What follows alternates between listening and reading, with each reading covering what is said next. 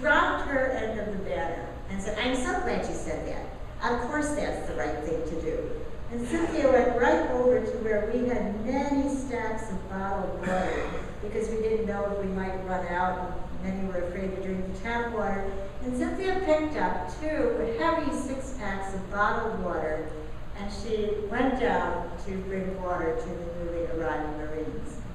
And I sort of stood there like a statue at first, thinking, well, shouldn't we have a consensus meeting about this? And then I realized, oh, of course, every Iraqi family we had visited, whether desperately poor or well-to-do, whether they spoke our language or not, always had said, come in, tafadal, sit down, have tea, hold our babies, sleep with us on our rooftops, come back when you can stay longer. Every family had given us from the small meager supplies they had or wanted us to join with them. So I got some water, and of course I'm so nosy, I went right for the fellow with the book and asked him, what are you reading? And he said, Heart of Darkness, ma'am. It's my 13th time reading it. Joseph Conrad's story of good and evil in a time of imperialism and war. So I learned a great deal from those soldiers during 10 days of conversations that seemed unending in their sorrow and in their honesty. It was a very, very touching time. But I want to tell you a third soldier story. It's a very difficult story to tell. Jan had mentioned that I was at the School of the Americas, the Army School of the Americas, and when I came back from Iraq after the 2003 shock and awe bombing, I had to be on the other side of where the United States government had gone in that war of choice. After seeing the bereavement caused by so many years of economic sanctions, I just spotted Chuck Pulte's face in our audience today. Those sanctions brutally and lethally killed hundreds of thousands of children.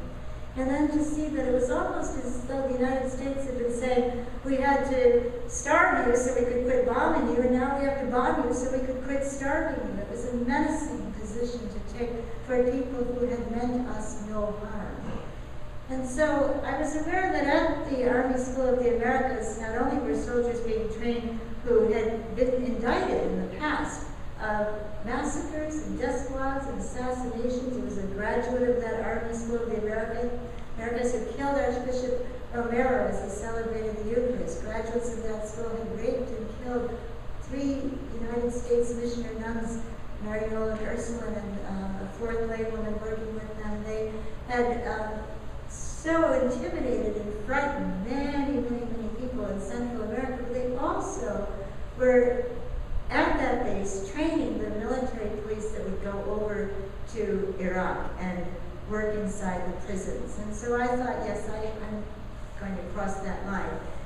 It wasn't my first season out in terms of crossing the line at a U.S. military base. And to be honest, when I was being processed, and you just step over the line carrying a cross, and somebody takes the cross away from you and you're handcuffed. To me, it wasn't any more dramatic than going through O'Hare Airport security. I've sort of done this before. And I was doing what I was told. I was told to go to Station J. And when I was there, I noticed that there were 4 soldiers, and one had a clipboard. And it seemed like one person was kind of supervising the others. And something very unusual in that context, where most of the other people who had crossed the line were religious sisters and priests, and I was one of the younger people. The soldiers were barking their orders, screaming at people who were giving them no resistance whatsoever. And so my handcuffs were cut off, and I was told to raise my arms and spread my legs. But so the high school study teacher in me never quite left, I'm afraid. And when the order was barked, raise your arms higher, spread your legs further, and I felt somebody's hands inside my clothing, groping and squeezing and shoving, and saw that that's how the others were being treated. I was told to raise my left leg higher, and I turned to the person barking the orders, and I kind of took a toll. I said, could you help me understand why you're screaming at me? Don't say anything! Keep your eyes glued on the person in front of you! Raise your then another kind of balance came back. And I very quietly said, I'm sorry, I can't cooperate with this anymore. I was down on the floor in a second with a black eye from the impact, and my wrists were tied, and my ankles were tied, and my wrists and ankles were tied together. And a soldier who was about the size of you, sir, was kneeling on me, referring to me with an expletive deleted, and I couldn't breathe. And so I said as much. I said, excuse me, you're hurting me. I can't breathe. No effect.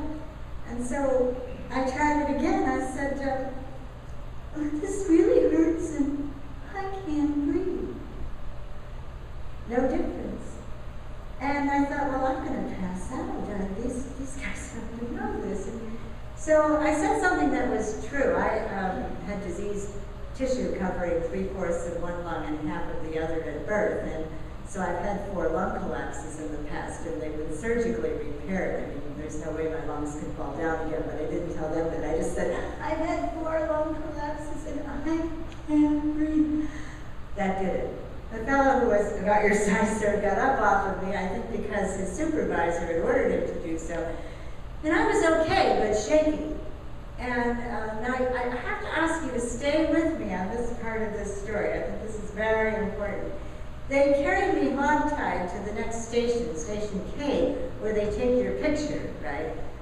But because they'd taken the ties out of my hair and I'd been upside down, the hair was in front of my face. And so a young soldier said, ma'am, in order to take your picture, I need to move the hair from in front of your face. Will that be all right?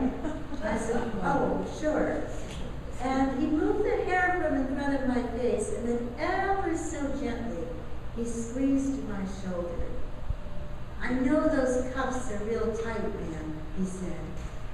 We're going to get them off of you as soon as we can. And isn't that how it so often goes? Just when you think the lights have gone out on humanity, there's an assertion that reminds you of human kindness and relatedness. So I surely want to remember that young soldier. But with you today, and with the spirit of that cloud of witnesses, with the challenges we face today, I have to remember how we are seen by those people that we consider to be our adversaries. And maybe I can just kind of fill in the blanks a little bit for one of the current wars the United States is involved in. And I would say it is a war of choice, the war in Afghanistan. How are we seen by people in Afghanistan today? Can you imagine what it's like for people who have no shelter, nowhere to turn, nowhere to hide? You know, I'm very much a city person, but I've learned an awful lot from village people. And so let me tell you about the Namati family. Ismail Namati, Faribullah Namati, Burmula Namati. They were in their village held in such high regard because in village life in Afghanistan, it's very, very difficult to get to school, to get through school, and in a corrupt and bribe-ridden setting to get into university is almost like going to the moon.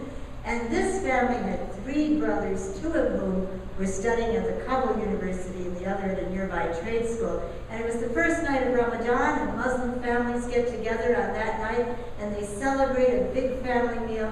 And so the 2 brothers from the university had come home to be with the family for the big celebration.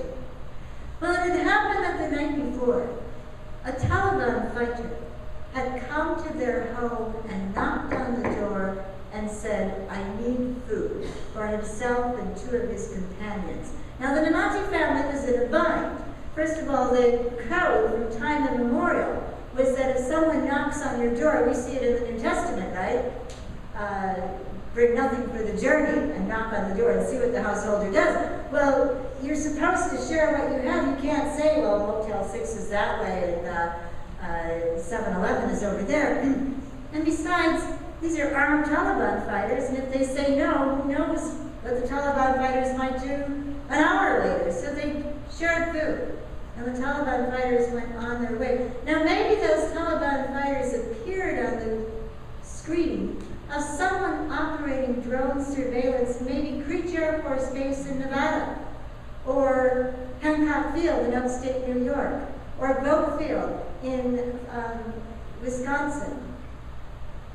Maybe the Namati family had been selected as a family to keep a very close eye on, because maybe the Taliban would return to that family, and if that were the case, then maybe that family should be targeted either for an attack or a night raid. At any rate, after the two brothers, who maybe were mistaken for Taliban fighters, came home for the evening, they fell asleep over their books studying in the cramped guest room quarters of the household, and their 13-year-old brother, Wahidullah, had joined them because maybe he was just so proud of his brother's study. And at 1 o'clock in the morning, in burst the United States soldiers. They come with dogs, they knock down the doors, they start to rip up the carpet, they start to break open the furniture, they have to make sure the place isn't booby-trapped. And Ismail Namati, seeing what was going on, tried to remonstrate with them because he spoke a little bit of English, and they dragged him out. Before they dragged him, there were already 3 pools of blood. They had shot each of the brothers. They killed Ismail outside the room. Young Wahidullah, in the chaos of it all, said, "I thought they were trying to wake my brothers up."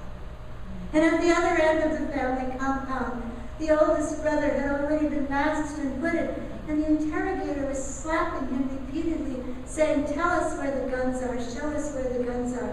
And the oldest brother said, "Believe me, if you find any guns, come and shoot me with those guns. There are no guns here." And the United States troops apologized 2 days later. I know that many of you can, with me, recall when you first went on a big family vacation. It's a pretty big deal, huh? Actually, we went to Kittyland at Brookfield Zoo with the Kelly family on the south side, but even that was a big deal. And I'm thinking of that as I try to identify with village women in the Daikandi province of Afghanistan. Do you know, in the more remote villages, a woman is allowed to leave her village to go to the market once a year. That's a confinement that I would find extraordinarily difficult. But in this Daikandi province, they had organized a 3-car caravan that would include grandmothers and women and children, and they would not only leave Daikandi, they would go clear to Kandahar, to the marketplace, and then up to Kabul for medical care for those who were going to be part of this convoy. It must have been an extremely exciting event for those involved. And it set forth, and there was no way the passengers in the convoy coming from Daikandi province, a civilian convoy, could know that 12 miles away from a mountainous stretch where they were driving along, a United States airborne vehicle had let 12 paratroopers out who had arrived on the ground. And again, the drone surveillance was responsible to make sure that there wouldn't be any harm done to the 12 U.S. paratroopers. And then along the road, they spotted this unexpected convoy. How could they know? Maybe it was a convoy of anti-government forces or Taliban.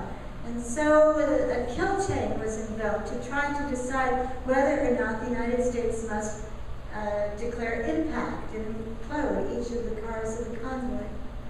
And the drone surveillance was occasioning so much electronic